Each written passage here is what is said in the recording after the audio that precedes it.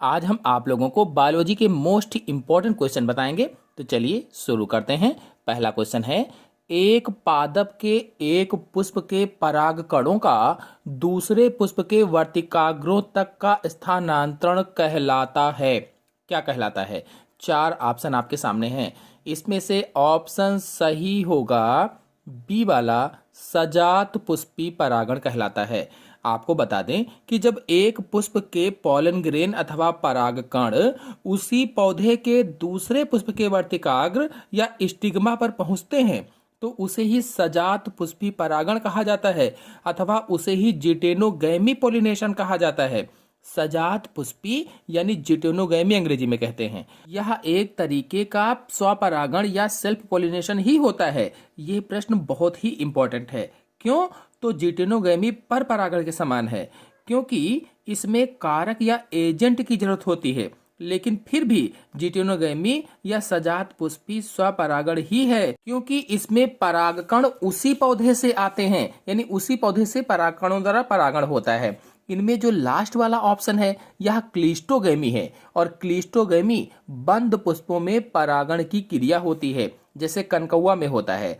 और परनिषेचन cross pollination होता है या क्रॉस फर्टिलाइजेशन होता है, और स्वयुग्मन युग्मकों का आपस में संयुग्मन होता है। फिर आते हैं नेक्स्ट क्वेश्चन पर। आवृतबीजी पौधों में पुंकेसर हैं। मादा जनन अंग, नर जनन अंग, ए और बी दोनों, इनमें से कोई नहीं। इंपॉर्टेंट क्वेश्चन है, 2019 में पूछा जा चुका है।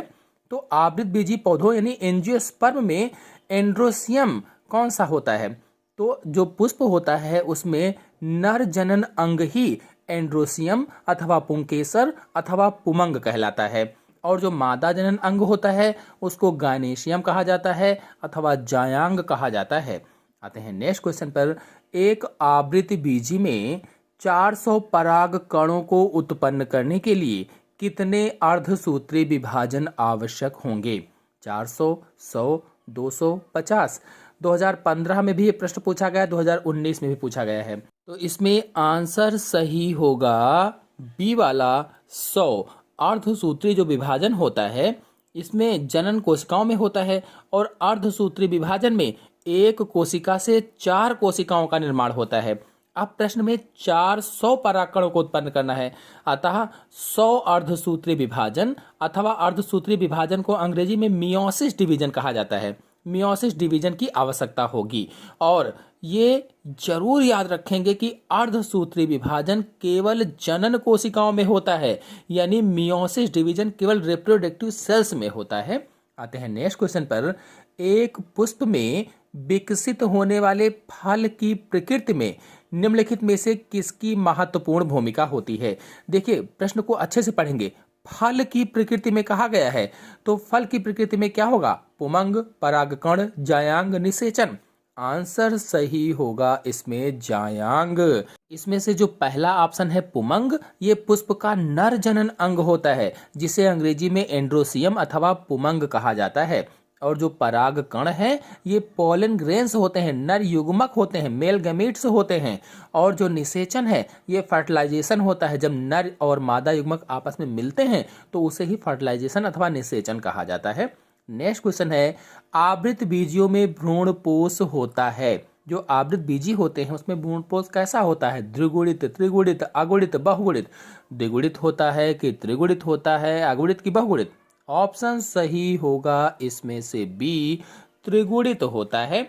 आपको बता दें कि भ्रूणपोष अथवा एंडोस्पर्म ट्राइपोलाइट टिश्यू होता है। ट्राइपोलाइट टिश्यू क्योंकि डबल फर्टिलाइजेशन और ट्रिपल फ्यूजन द्वारा बनता है, यानी भ्रूणपोष का निर्माण द्विनिषेचन के बाद होता है, इसीलिए यह त्रिगुणित होता है। कुछ पौधों में भ्रूणपोष अथवा एंडोस्पर्म बहुगुणित या पॉलीपोलाइट भी होता है, और युग्मक या गैमीट अगुणित होते हैं। ऐसी कोशिका जिसमें गुणसूत्रों के 2 सेट होते हैं उसे द्विगुणित कहा जाता है। नेक्स्ट क्वेश्चन है, वह द्विलिंगी पुष्प जो कभी नहीं खिलते हैं प्रदर्शित करते हैं। ऐसे द्विलिंगी या बाइसेक्सुअल फ्लावर जो कभी नहीं खिलते हैं क्या प्रदर्शित करते हैं? क्लिस्टोगैमी, ऑटोगैमी, एलोगैमी, इनमें से कोई नहीं। तो ऑप्शन सही होगा इसमें से पहला वाला, क्लिस्टोगैमी प्रदर्शित करते हैं। आपको बता दें, इसमें जो बी वाला ऑप्शन है ऑटोगैमी, ये एक तरीके का स्वपरागण होता है और इसमें जब एक फूल के पराग कण उसी फूल के वर्तिकाग्र पर जाते हैं तो उसे ऑटोगैमी कहा जाता है। एक फूल के परागकण उसी फूल के वर्तिकाग्र पर जाएं तो ऑटोगैमी हुआ। और जो एलोगैमी है, जब एक फूल के परागकण दूसरे फूल के वर्तिकाग्र पर जाएं तो उसे एलोगैमी कहा जाता है और ये पर परागण होता है, क्रॉस पॉलिनेशन होता है। आते हैं नेक्स्ट क्वेश्चन पर। जायांग का वह भाग जो परागकण ग्रहण करता है कहलाता है। यानी जायांग का ऐसा कौन सा भाग है, गायनोसियम का ऐसा कौन सा भाग है जो पराग कणों को या पॉलन ग्रेन्स को ग्रहण करता है? तो आंसर सही होगा इसमें वर्तिकाग्र। आपको बता दें कि जो अंडाशय अथवा ओवरी होती है, अंडाशय अथवा ओवरी के अंदर बीज बनने वाली संरचनाओं को बीजांड अथवा ओव्यूल कहा जाता है। जो बीज बनने वाली संरचनाएं होती हैं उन्हें बीजांड अथवा ओव्यूल कहा जाता है और बीजांड को मेगा स्पोरेंजियम भी कहते हैं। मेगा स्पोरेंजियम अथवा गुरु बीजाणुधानी भी कहा जाता है। और आपको बता दें, जायांग के सिरे पर पराग कणों को ग्रहण करने वाला वर्तिकाग्र या स्टिग्मा ही होता है और वर्तिकाग्र या स्टिग्मा को अंडाशय या ओवरी से जोड़ने का कार्य वर्तिका करती है अथवा स्टाइल करती है। और हर जायांग में एक फूला हुआ भाग होता है जिसे अंडाशय कहा जाता है अथवा ओवरी कहा जाता है। नेक्स्ट क्वेश्चन है, टेपिटम पाई जाती है। टेपिटम किस में पाई जाती है? परागकोश की भित्ति में, अंडाशय भित्ति में, नर युग्मकोद में, मादा युग्मकोद भित्ति में। आंसर इसमें सही होगा पहला, टेपिटम परागकोश की भित्ति में पाई जाती है। आपको बता दें कि परागकोश को अंग्रेजी में एंथर कहा जाता है और एंथर की अनुप्रस्थ काट में मिडिल लेयर के बाद में जो लेयर होती है उसे ही टेपिटम कहा जाता है। एंथर की लेयर माइक्रोस्पोर मदर सेल से सटी हुई परत होती है और यह टेपिटम पॉलन ग्रेन को पोषण देती है। जो टेपिटम है, ये जो पॉलन ग्रेन्स होते हैं, पराग कण होते हैं, उनको पोषण देने का कार्य करती है, यानी बढ़ते हुए पराग कणों को पोषण देती है। और अंकुरित पराग कणों को ही नर युग्मकोद्भिद कहा जाता है। जो अंकुरित परागकण होते हैं, जर्मिनेटेड पॉलन ग्रेन्स होते हैं, उन्हीं को नर युग्मकोद्भिद या मेल गैमेटोफाइट कहा जाता है।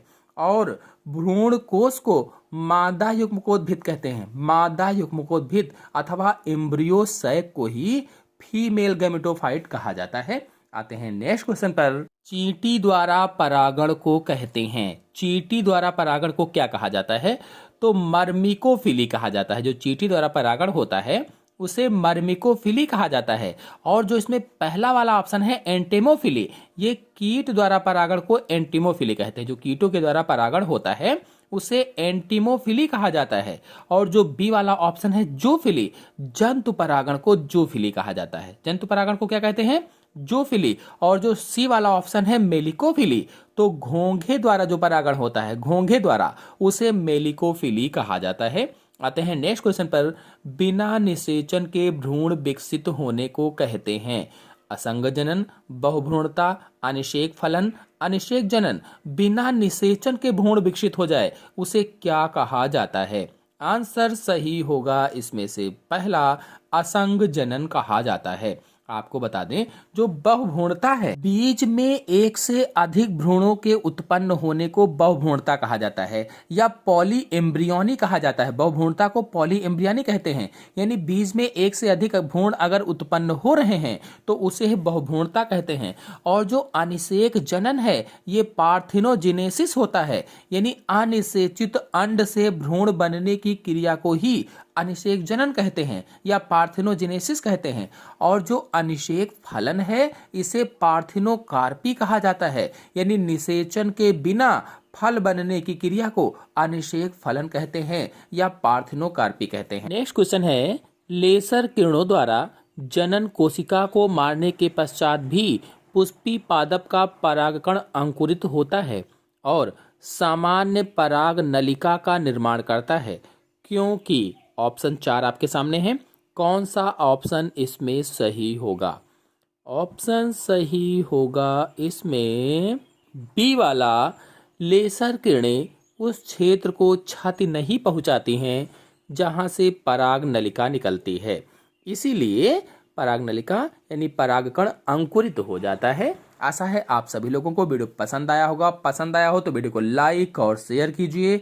चैनल पर नए हैं तो चैनल को सब्सक्राइब कर लीजिए। धन्यवाद।